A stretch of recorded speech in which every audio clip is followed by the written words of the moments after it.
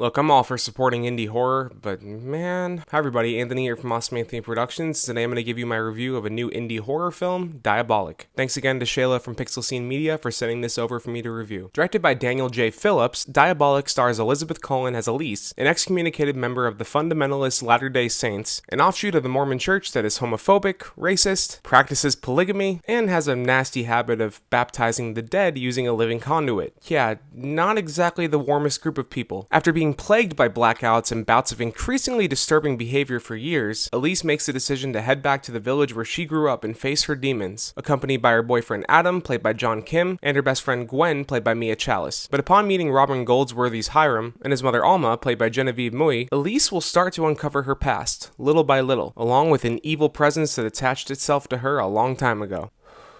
Look, I wanted to like this movie. I really did. I tried so hard.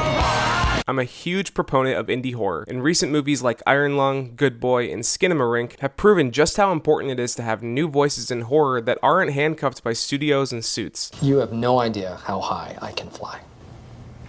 Sometimes when you take that away, you'll get something genuinely weird and creepy. But other times, you get something like this. Trash! I felt like I wasted an hour and a half of my time after this one. I'm not even sure where to start with all the negatives here, so let me just get my few compliments out of the way before we dive in. For starters, even if the talent isn't really there, this cast is trying, especially Elizabeth Cullen as Elise. She's not particularly good, but she definitely has the most material to work with here. She's the character with the most development, and there are a few dramatic scenes that she handles with grace. And there's a certain point in the movie where she turns more sinister, and I think that she handled it pretty well, even if it did just feel like a low-budget version of one of my favorite horror movies ever. Rip off! I also appreciate the little bits of blood, gore, and horror makeup used here, that, when combined with the sound design, is pretty effective. Lastly, with the compliments, there were one or two jump scares that stuck out a bit to me. Even if I saw them coming and they didn't actually make me jump or anything, I thought they were at least constructed well enough from a filmmaking standpoint. Okay, praise over. Let's get into why I felt like this was a waste of an hour and a half. This script is absolutely atrocious.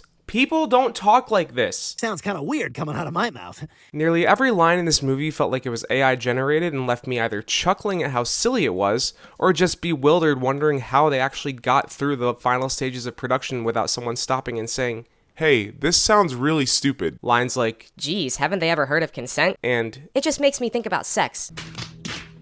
just scratch the surface of the goofy shit in this movie. That's why I wanted to give at least a little bit of praise to these actors, because not even Daniel Day-Lewis could make this shit work. No one is particularly good here, but Robin Goldsworthy is like really bad. Every line from him is delivered in the weirdest way possible, and when he had to act scared or bring some dramatic weight to the role, it just came off as silly every time, just like the rest of the dialogue. Speaking of the script, the dialogue is only half the problem here. Combine that with a story that confuses slow burn with boring. This is boring. Saving everything even mildly interesting for the ending, and I just spent so much of this movie checking my watch. The amnesia aspect of the story, with Elise needing to uncover her memories little by little by exploring the area she grew up in, has been done to death 1,000 times over, and usually with a lot more mystery or tension than we got here. You've seen this before?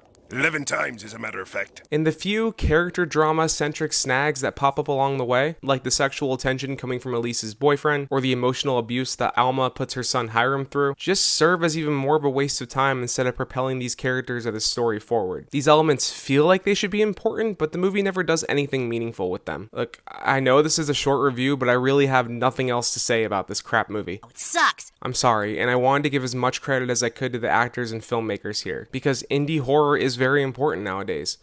But I was just bored as hell through 99% of this movie. Not even a horror-forward, violent ending could have saved this one. It really just feels like something that's going to end up on Tubi. And that's my review of Diabolic. Thanks again to Shayla from Pixel Scene Media for sending this over for me to review. Please leave a like, leave a comment, subscribe, and I will see you next time for my review of Hoppers.